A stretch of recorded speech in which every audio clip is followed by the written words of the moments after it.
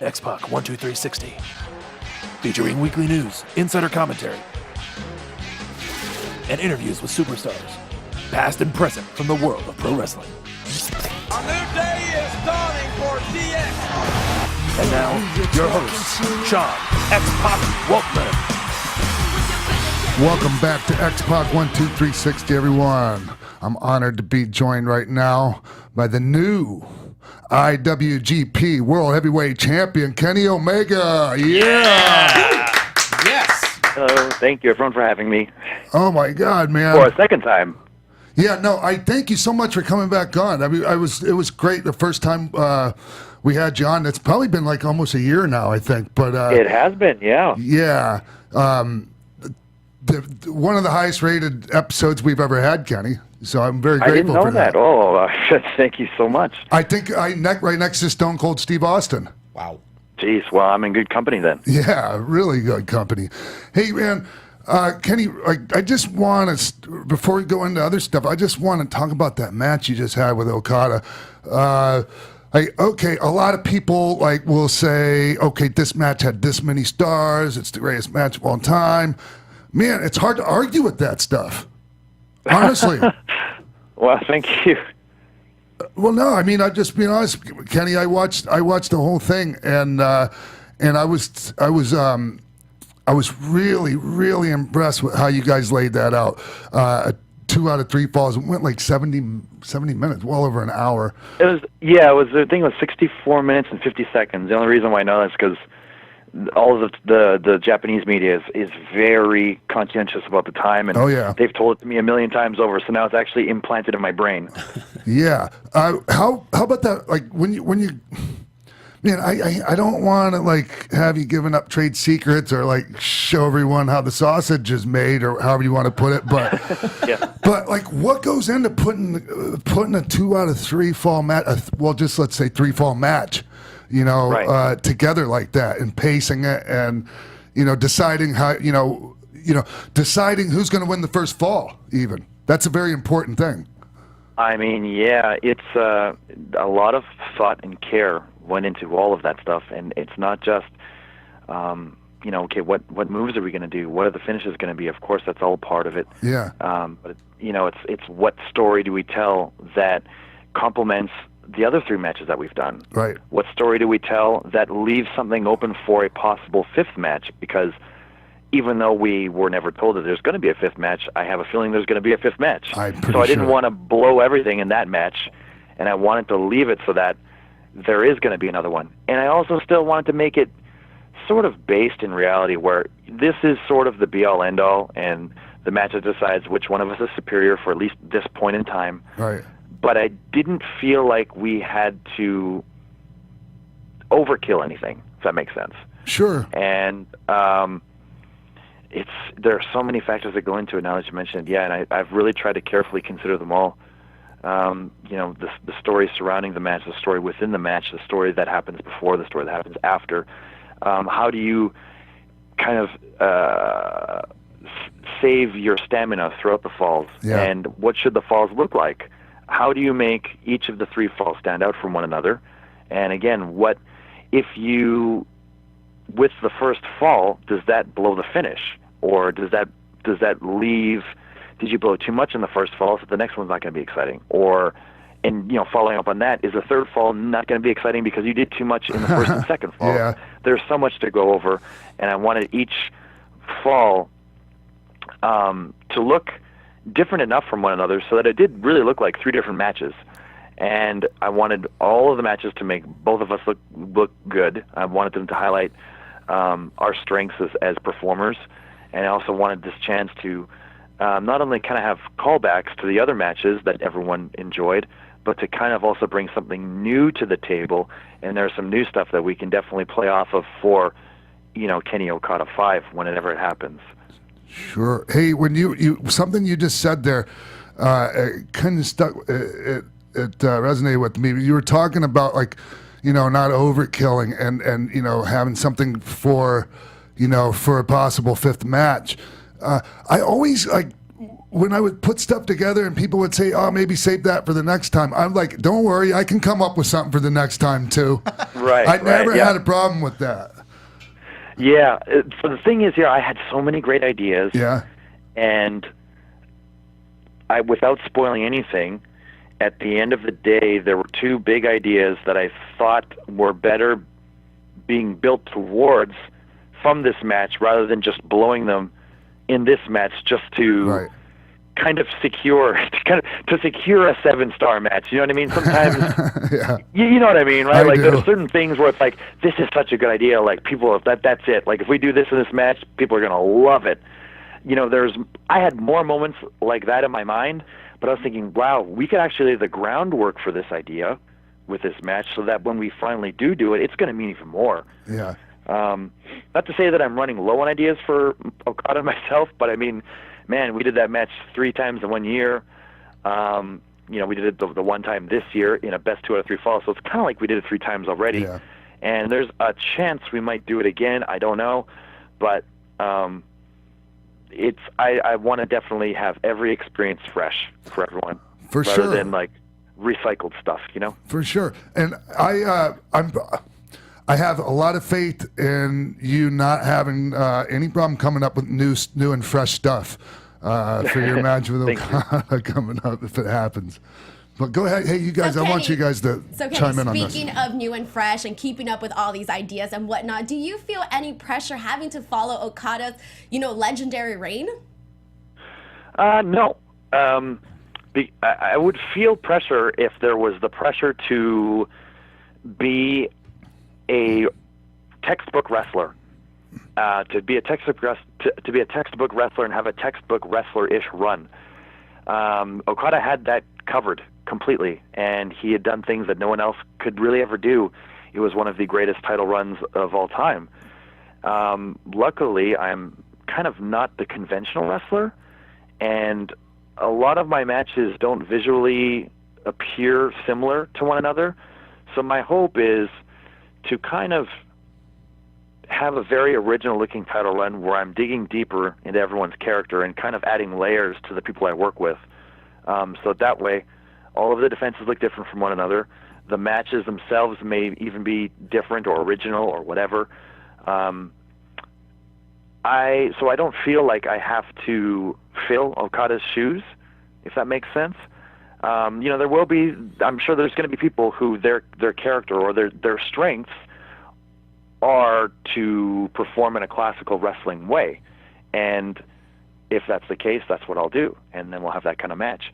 But I think that with our roster as deep as it is and the people I'll be working with, everyone has their strengths and weaknesses, and I'd rather highlight those and then kind of add an original flair to it, different from the other kind of champions that we've had in the past, so that even though people may not prefer my run over Okada's, I want them to kind of recognize it as something original and unique, Well, speaking of and hopefully enjoyable. Oh, yeah. Well, speaking of Okada's, reign ending, I was telling you a little bit before this show started was that one of the things that, after you won, we were so happy for you, right? But at the same time, Okada was such a great champion that you couldn't help but to sympathize for him, and having him being carried out was just so dramatic. How did that feel for you, and when you finally won the title? Yeah, so the way that we tried to structure this entire thing, it really took a life of its own after the Tokyo Dome match. I purposely sort of, blew the tank in that match because I wasn't sure if I'd ever have the stage to have main event in Tokyo Dome ever again.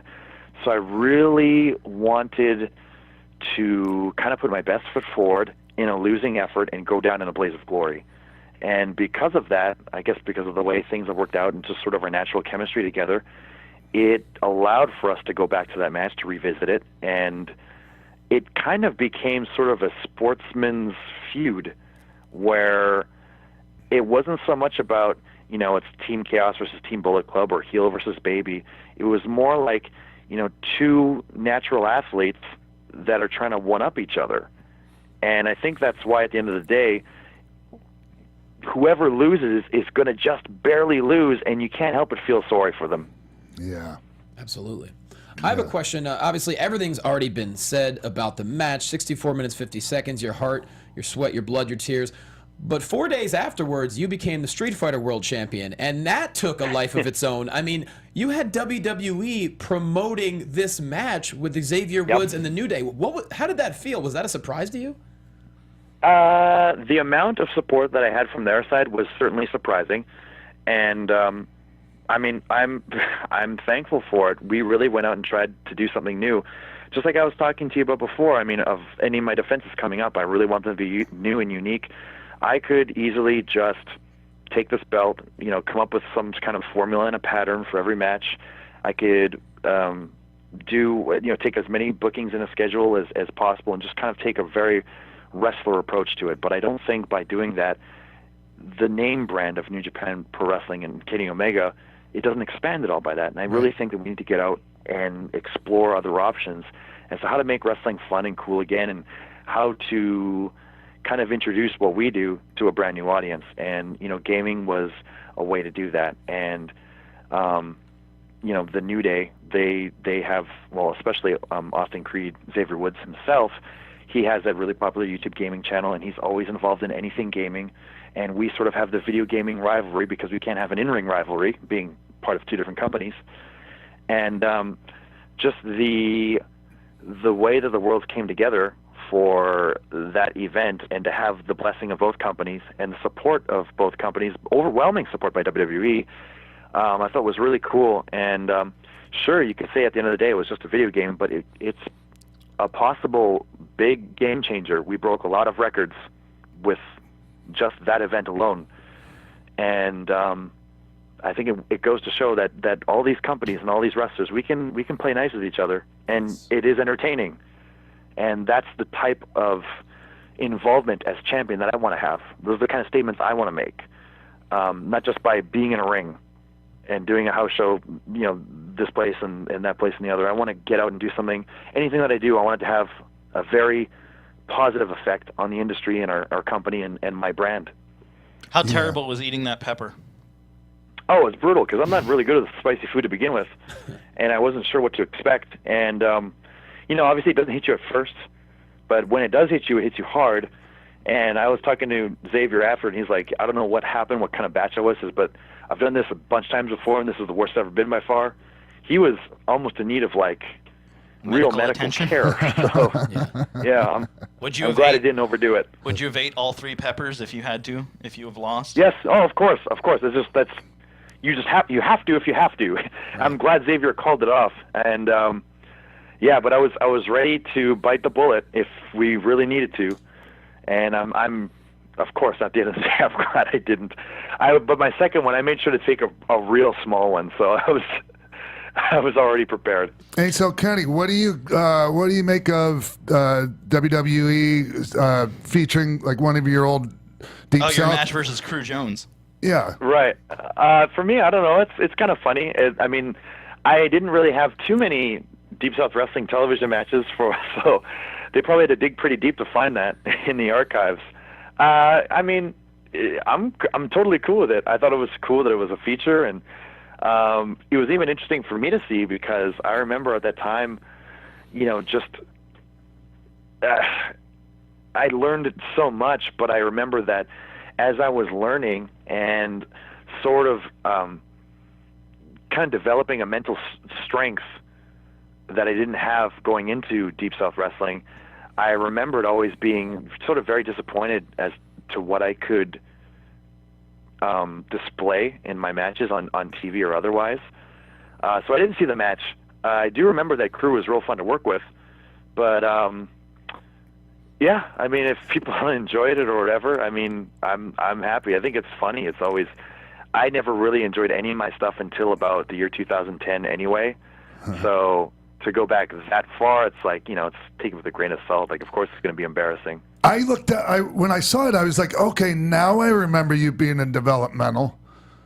Oh, really? Yeah, because it was just, you look so different. I mean, even though you could tell the same person, I mean, you know, your look has evolved so much since then. But hey, Annie, like there was this one spot you did where there was a drop down involved, and the way you did the drop down was one of the sweetest drop downs I've ever seen in my life. Because I'm not a huge fan of dropping down these days. Like, and just it was the way you did it. It was. I'm pretty sure you know what I'm talking about, right? I think it was. I might have done the old like a leapfrog. The Too Cold Scorpio drop down, where you jump high up in the air, so the guy has to actually literally jump over your drop down. Exactly. Wow. Yeah, that's the one. Yep. Yeah, and you showed a lot, and like even back then, you showed a lot of power. Like you showed that you had a lot more strength than people probably figured by looking at you. It's pretty impressive diamond in the rough stuff. You know what I mean? Yeah, it's just a fun journey back to the old days. You know. Are there any other promos or matches from Deep South that you would like to see in the network?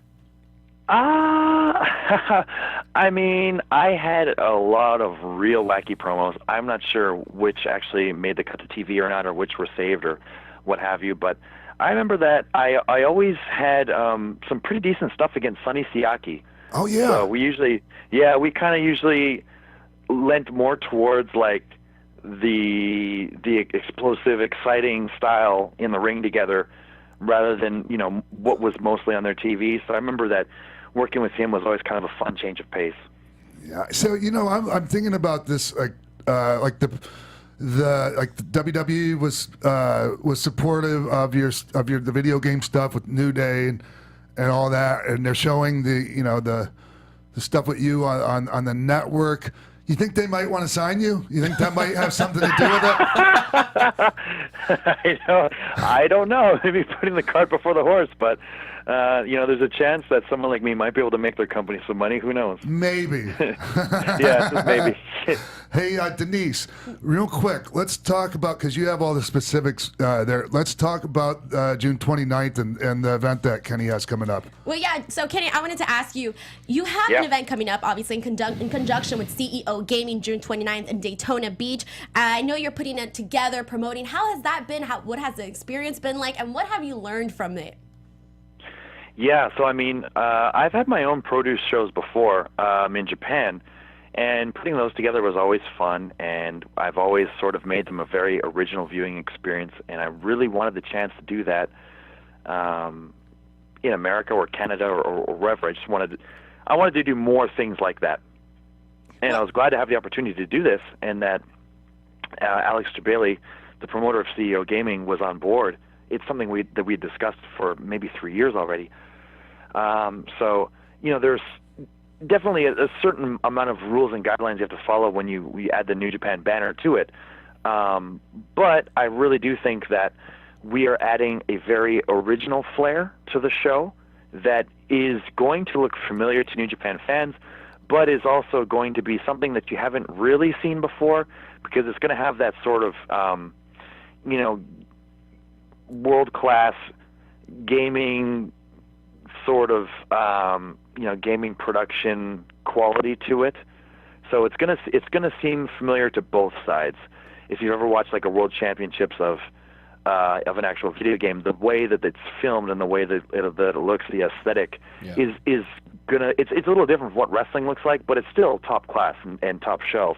And I wanted to really kind of make that a marriage of both worlds, so that gaming fans that are also pro wrestling fans can see something familiar from both sides, and vice versa. And can you give us a list of any of the talent that's going to be on the show? Yeah, certainly. So I'll be on the main event. We'll be doing a tag. It'll be myself and Ibushi, the Golden Lovers, against LIJ members Tetsuya Naito and Hiromu. And there will also be a singles match between Rocky Romero and Jushin Thunder Liger. Oh, wow. I'm really excited to watch. Yeah, that'll be a fun one. Wow. Some really new talent, not to the indie scene, but to New Japan. I was really happy to get the clearance to use them. Jeff Cobb. He's going to be having a singles match. Yeah, he's going to be having a singles match against fellow Bullet Club brother Chase Owens, and I'm really happy to see him in more of a singles role. He's got a lot he can show, and I think it's going to be a great match.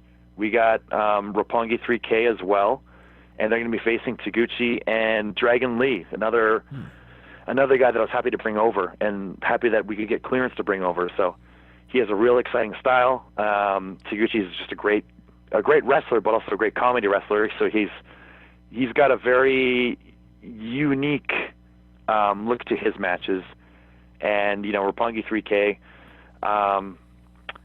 they've got also another great look, a great young junior tag team, And I think one of those guys is also a huge video game fan, which is a motivation for me to bring him out there. He's a avid DDR player, so he wants to enter a side tournament there. So Wow. That sort of sold me on the idea of bringing him. Aside from that, we have Gorillas of Destiny, Tamatonga and T, and they are going up against Juice Robinson and David Finley. Oh, nice. Man. Yeah. Well, Yeah.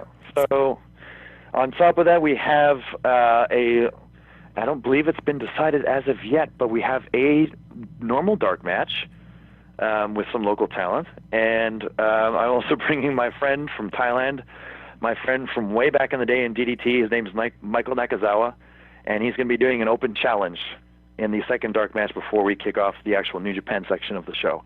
And that's going to be real fun because I've been wanting to show how entertaining this guy is forever. So it's going to be something to see for sure. Well, it sounds like definitely a jam-packed show. And another jam-packed show that we just found out more details about is the G1 Climax. And I wanted to touch base on, just mention the Golden Lovers. What I want to know is you're going to go up against Kota Ibushi. Do you think that it's too soon, or how is this going to play out? I mean, both of us think it's too soon. Both of us really had it in our minds that we don't want to revisit it unless it's the Tokyo Dome. Because we get sort of too crazy with one another, and we push each other's limits too far, and it's scary, especially Ibushi. And then I always feel sort of like I can't be in this guy's shadow, so I have to kind of meet his craziness, and that just kind of creates this endless circle of one-upsmanship. But that was back in the day.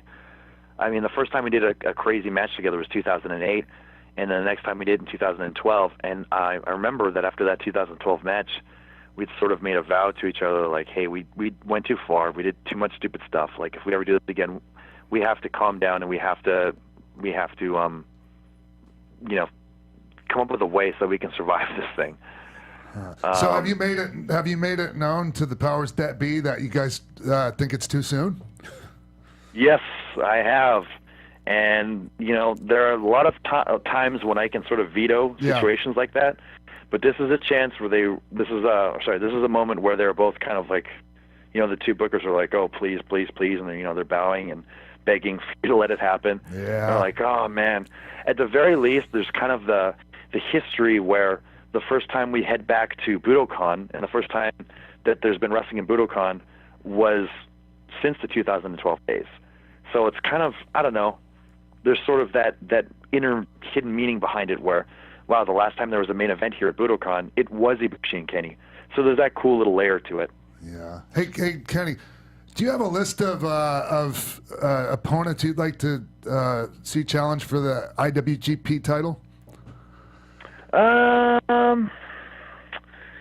That's a good question. I mean, I'd love to. It's going to sound so boring probably, but like I would love to wrestle Naito in an actual championship capacity rather than just G1. Right.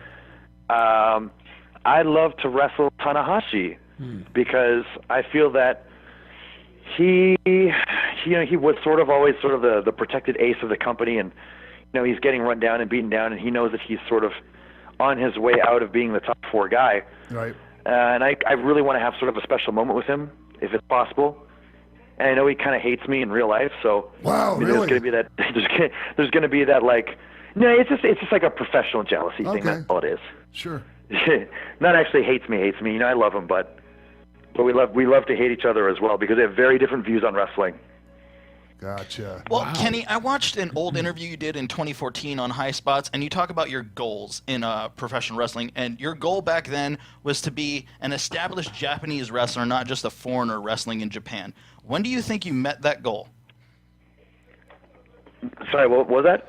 So you talk about how your goal back in 2014 was to be an established Japanese wrestler in Japan, not just a foreigner wrestling in Japan? Right. Yep. When do you feel you met that goal?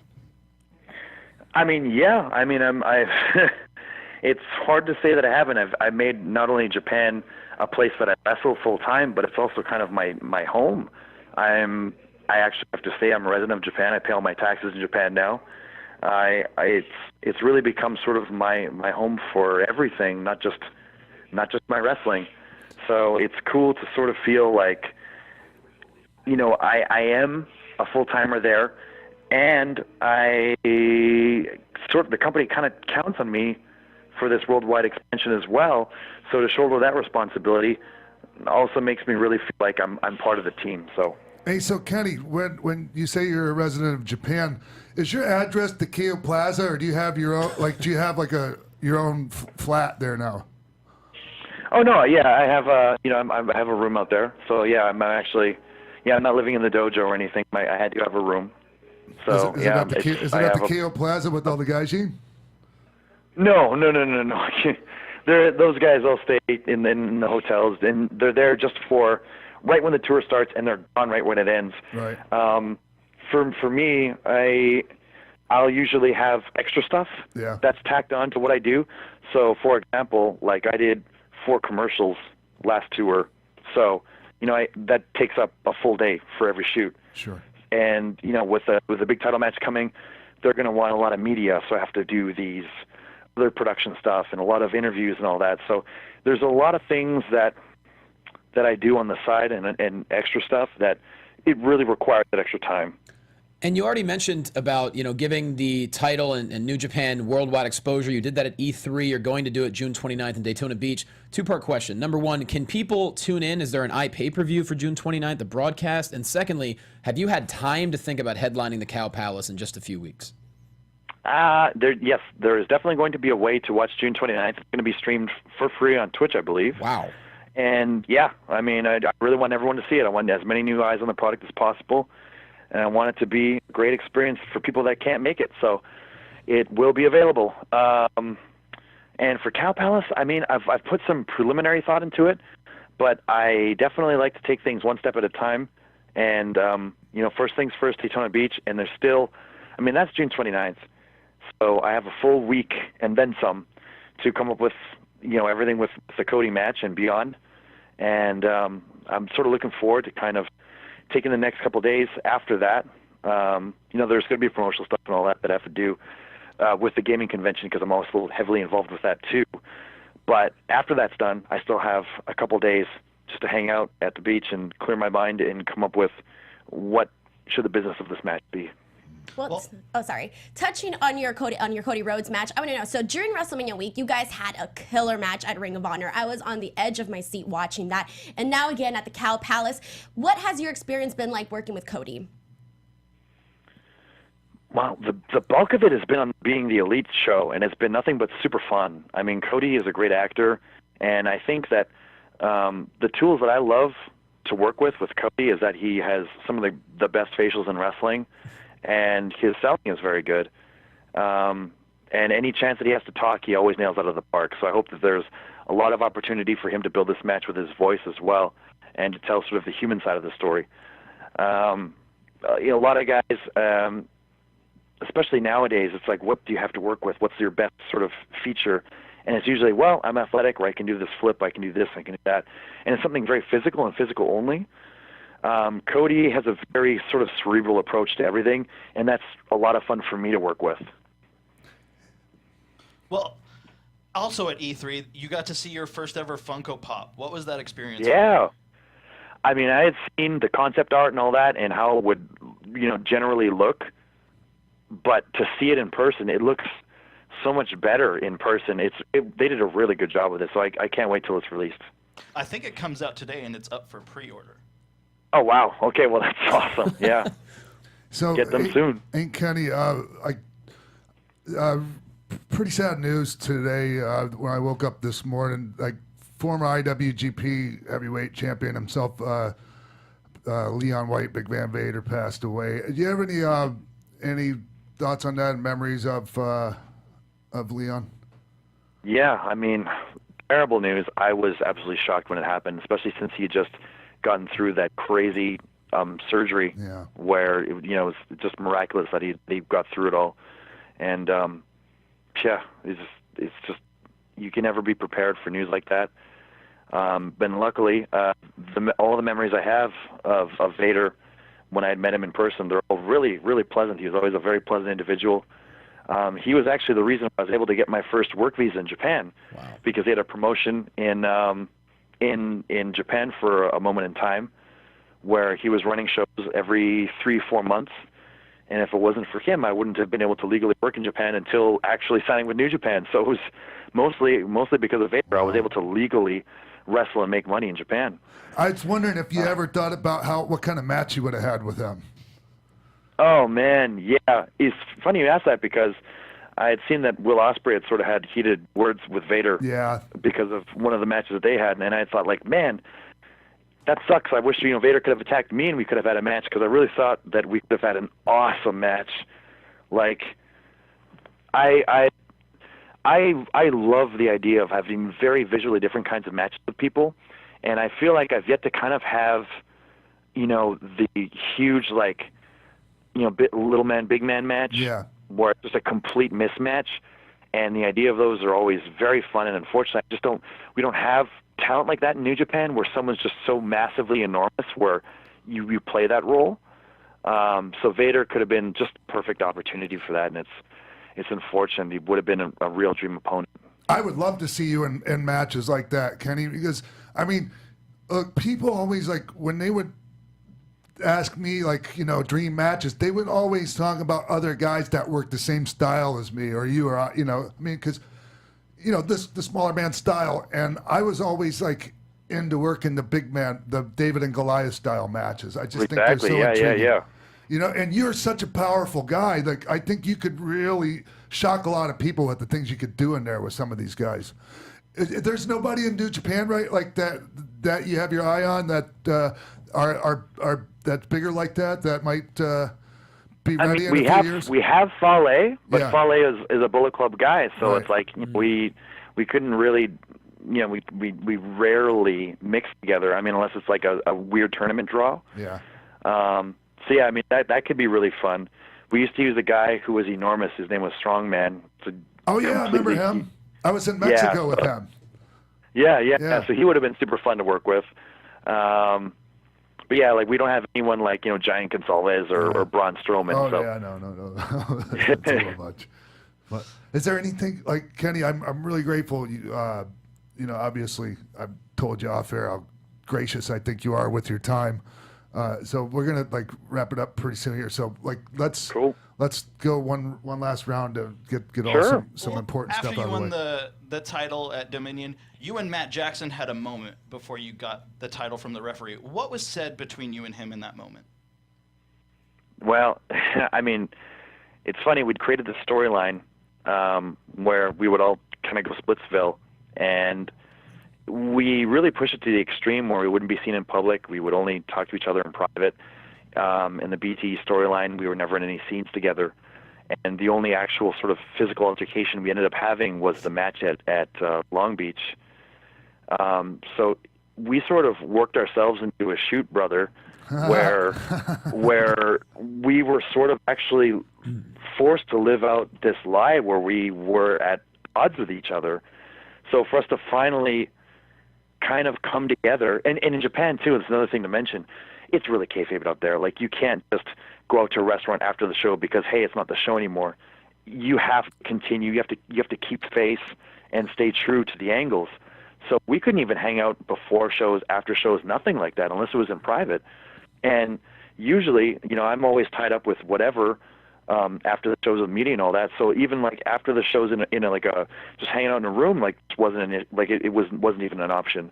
Or after a show, like they're already getting kind of sent back to the nearest airport because they have to take a flight to the next ROH show. Like, we never saw each other. So for us to finally come together and have that as like our first moment where it's like, yes, it's okay to be friends again, it was really emotional. Wow.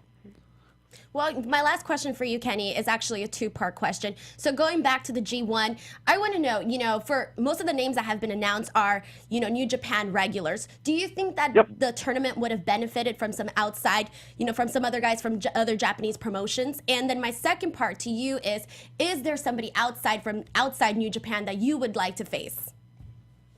I mean, for me, it's always exciting to have that sort of dark horse or the unknown factor come into the G1, and then have them just be just a real cool sort of, wow, I had no idea the talent like this existed outside of these walls.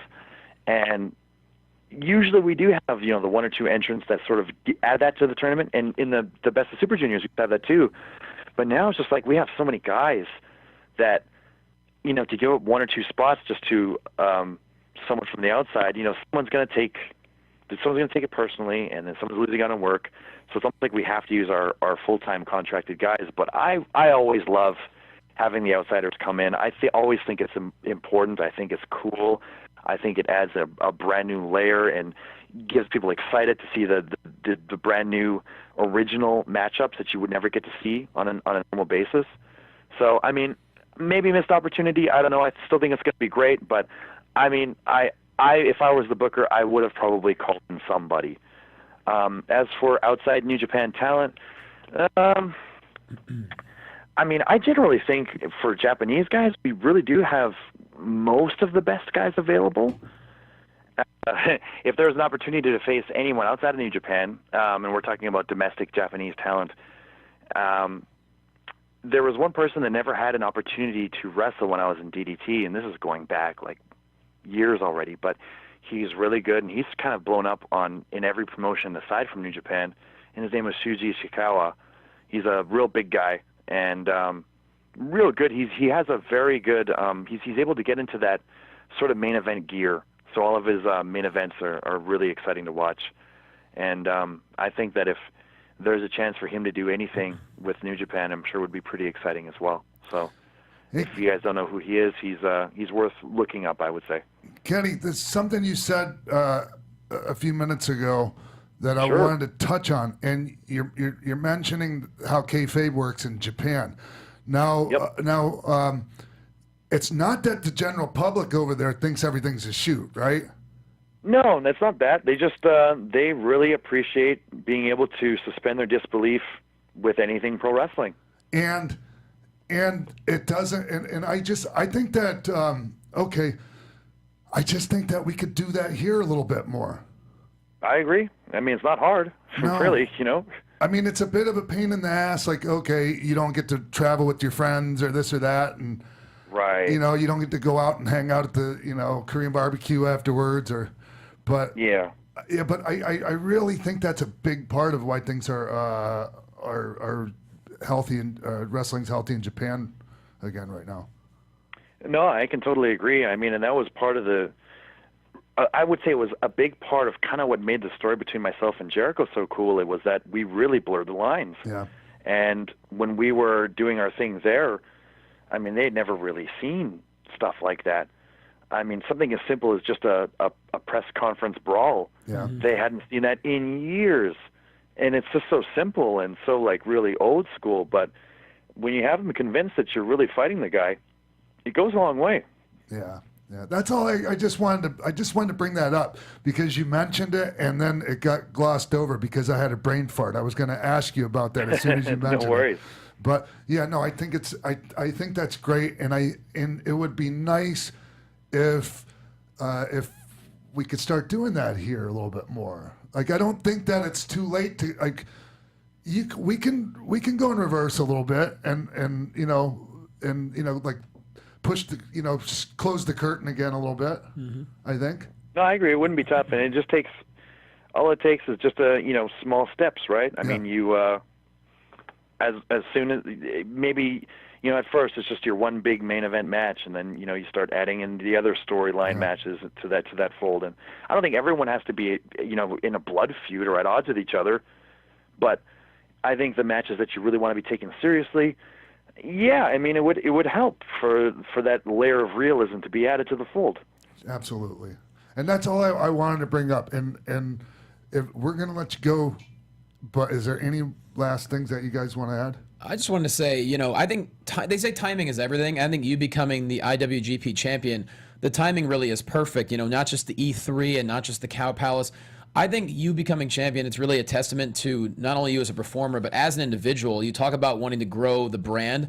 There's nobody that can grow the brand like you. And I think the next year and beyond is going to be incredible for New Japan with you holding that title. So just congratulations from all of us. Oh, thank you so much. Yes, ditto. I'll try my best. Yeah. Thank you, Kenny. I appreciate you coming on, man. It's an honor to have you on the show, and just congratulations, man. You deserve everything and more. Thank you so much. Thanks for having me, guys. No, thank you. Thank man. you. Have an awesome Thanks rest for of your doing this day, again. my friend. All right, see you guys. All right, Kenny Goodbye Omega. and good night. Bye. Yeah. Bang. All right. Cool. We're going to take a break right now. We're going to come back.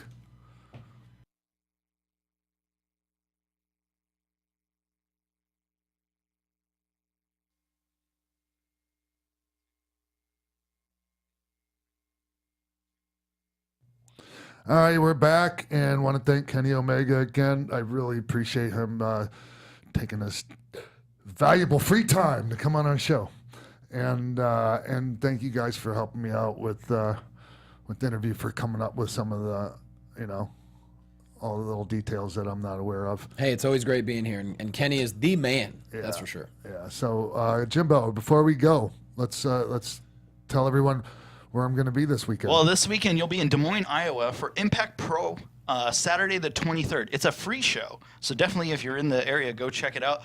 Information at facebook.com/Impact Pro Wrestling or impactprowrestling.com. Not to be confused with Impact Pro Wrestling. Exactly. I wonder if that's helped or hurt their company. All right. Well, hey, thanks again, you guys. Thank you. And lady. Yeah. I appreciate it. And thanks to everyone that tunes in every week.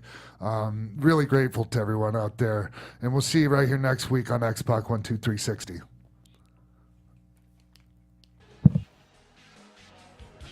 From executive producers Maria Menounos, Kevin Undergaro, Phil Svitek, Sean Waltman, producers Mark B. Donica, Jimbo Frank, Christy Olson, and the entire X-Pac 12360 staff, we would like to thank you for tuning in.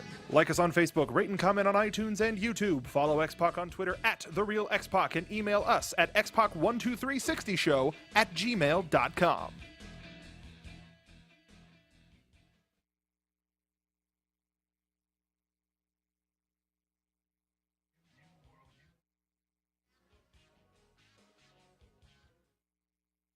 The Westwood One Podcast Network.